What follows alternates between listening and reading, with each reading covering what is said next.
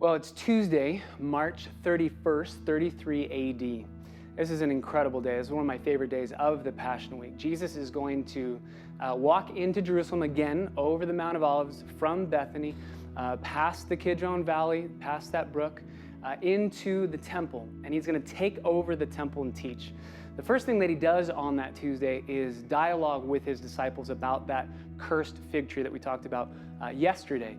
And then he's going to go and he's going to take over the temple. And he's just going to teach as a rabbi to the people listening, and the people love him.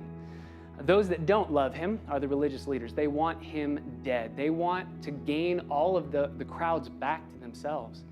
And they really kind of have two plans. Plan A is to try and get the crowds on their side so that the crowds also would hate Jesus and want him dead, just like the religious leaders do. They're going to try and do that through a series of 4 amazing questions. It's really 3 questions that are testing him, and then 1 genuine question of him at the end of that Tuesday. Plan B is going to be, if they can't get the crowds on their side, then they're just going to have to kill him in a time when the crowds won't be around. And that'll happen on Thursday and Friday of Passion Week. But the 3 questions that they use, they're amazing questions. The first question that's asked on Tuesday by the Sadducees of Jesus is, by what authority are you doing these things? And these things is very specific to what he had done the day before, cleansing the temple. The Sadducees own the temple. They control the temple. And so they say, Jesus, how could you do this? Who gave you the authority to do this? That was a pretty gutsy thing for you to do, just take over and destroy our economy and change everything. Who gave you the authority to do that? And Jesus says, let me ask you a question, and if you can answer my question, then I'll answer yours. Who gave John the Baptist his authority? Was he made famous because men thought he was a prophet when he really wasn't? Or did God himself send him as a prophet? Who gave him authority? Answer me, Jesus says. And the Sadducees gather together and they say, we know that this man was sent by God and the people loved him, so obviously he's a prophet. So if we answer that he was just made famous by man, the people are going to hate us, and we want the people on our side. So we don't know how to respond, because if we say we know he's a prophet sent by God, then Jesus is just going to say, then why didn't you listen to what he said about me? I am the Messiah. He said I'm the Lamb of God who's come to take away the sin of the world. So they say to Jesus, we can't answer you. And Jesus says, well, neither will I answer you. They lose the crowds that much more. And then some more religious leaders say, okay, who should we pay taxes to? Should we pay them to Caesar? Do we have to do that, or should we not do that? And that's an amazing question on their part, because remember, the people hated Rome. They didn't want Rome to be in control. In fact, they thought that Jesus was going to show up to destroy Rome. So they want to get the crowds on their side. So they say, should we pay taxes to Caesar? And they think we can trap Jesus, because if Jesus says, yes, we should, the crowds are going to say, no, you're the Messiah. You should be destroying Rome. And if Jesus says, no, we shouldn't be paying, they're going to say, well, this man is supposed to be a religious man sent by God as a prophet, and he's telling us to disobey. So he's caught in a conundrum. It's a great question. But Jesus, in all wisdom, of course, says, whose image and likeness is on that coin? They say Caesar's. He says, render to Caesar the things that are Caesar's, and render to God the things that are God's. And again, the crowds are astonished at his teaching. They're amazed by what he can say and how he can't be stuck in a corner and pinned in what he's talking about. The third question is one of my favorite questions.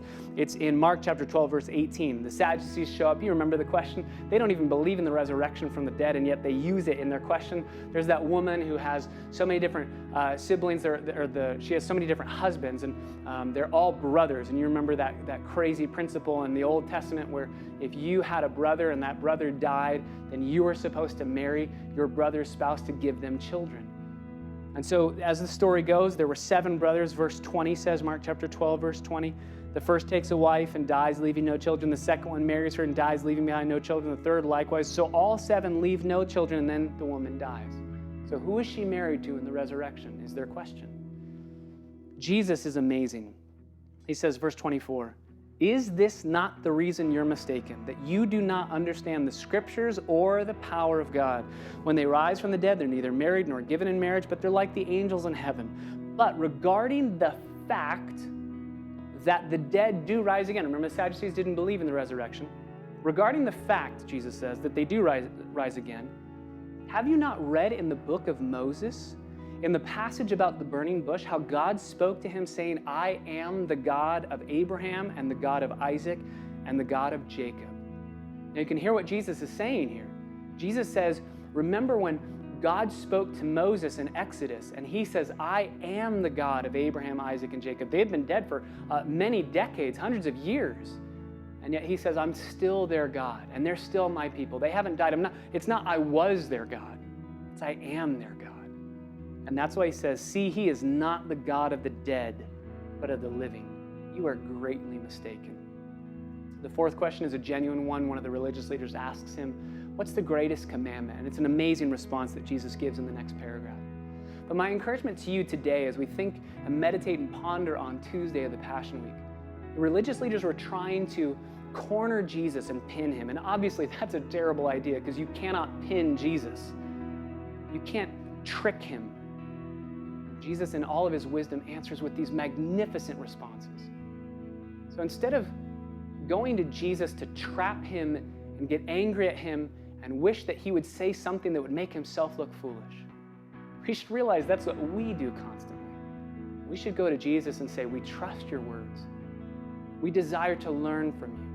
And specifically when Jesus goes back to the Old Testament and he says, I am the God of Abraham, Isaac, and Jacob, that little word, I am, he proves that there is a resurrection by the tense of a verb. Instead of I was their God, I am currently their God. So brothers and sisters, this book, dive into it today. Realize that the tenses of verbs are so important and that God, in his grace, has spoken to us in this book and that we should study it for all that we are, with everything that we have, to glorify Christ. And instead of trapping him, to be trapped by him in his precious, gracious wisdom, to love him more than anything in this world.